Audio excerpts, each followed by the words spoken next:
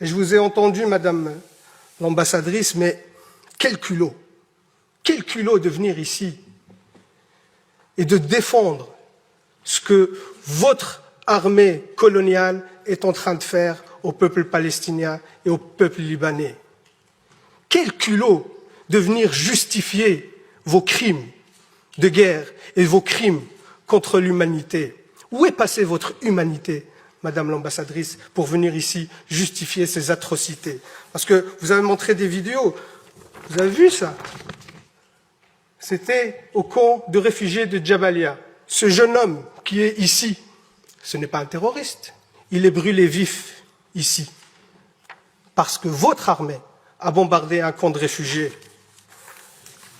Ici, c'est le bombardement d'un hôpital.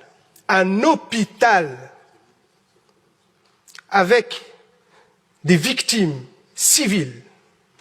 Votre armée a tué en quelques mois autant d'enfants que sur les 4 dernières années dans tout conflit confondu par le monde. Et ça, vous venez de le justifier.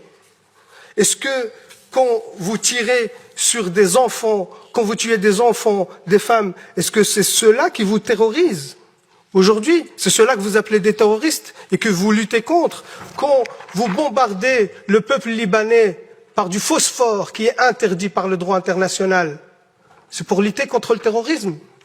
Quand vos soldats, qu'on considère, que vous dites que c'est l'armée la plus morale du monde, quand vos soldats exhibent les vêtements des femmes assassinées et qui font des vidéos de divertissement sur TikTok, quand ces mêmes soldats posent avec leur butin de guerre fièrement et qu'ils sont fiers de tuer des enfants et des femmes, et c'est eux qui le disent, hein, dans des vidéos TikTok, dans des comptes Twitter, ça c'est votre armée la plus morale. Et oui, monsieur de Macht, moi je ne me rabaisserai pas à vos insultes sur l'éducation, ainsi de suite, je vous laisse ces bassesses pour vous, mais par contre, oui, moi je prends parti dans ce conflit, je prends parti pour les opprimés. Je prends parti pour le peuple palestinien.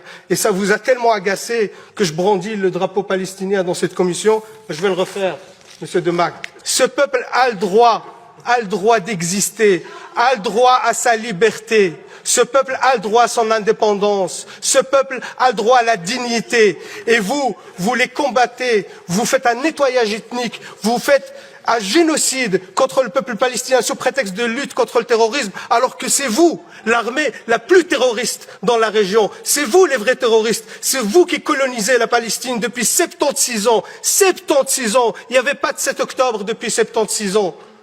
Toutes les résolutions de l'ONU que vous avez violées, vous ne respectez aucun droit international. Vous êtes un État voyou, même au sein de l'Assemblée nationale de l'ONU. Les autres États, ils quittent la salle quand votre Premier ministre, le chef d'un gouvernement d'extrême droite, prend la parole. Les autres États quittent la salle parce que vous êtes devenu un État paria et vous osez encore venir ici nous balancer vos salades pour dire que ce que vous faites est justifié. Comment vous pouvez justifier l'injustifiable? Comment vous pouvez justifier le génocide? Comment vous pouvez justifier les crimes de guerre? C'est inacceptable et inadmissible, Madame l'ambassadrice, de venir ici nous raconter ces salades. C'est inacceptable. Et par respect au peuple palestinien, je leur réitère ici tout mon soutien, et je leur demande de pardonner notre pays qui n'est pas à la hauteur de la situation, parce que jusqu'à aujourd'hui, 0 sanction ont été prises contre votre État. Et vous savez, vous avez justifié vos réactions parce qu'on vous a lancé des roquettes. Une autre étude sur les attaques en jaune, les attaques libanaises, en mauve, les attaques israéliennes. Qui est le terroriste de la région? Vous êtes l'État terroriste et vous avez des comptes à rendre. Et c'est une honte aujourd'hui que vous êtes resté encore impuni, qu'il n'y a aucune sanction contre vous. Je termine par là, Madame la Présidente, même s'il y a beaucoup de choses à dire, mais on est limité par le temps, mais je pense que l'essentiel a été dit. Et surtout, ce qui est encore honteux, qu'il y a encore des porte-voix et des porte-paroles dans ce Parlement qui soutiennent cette politique génocidaire, et ça, c'est inadmissible.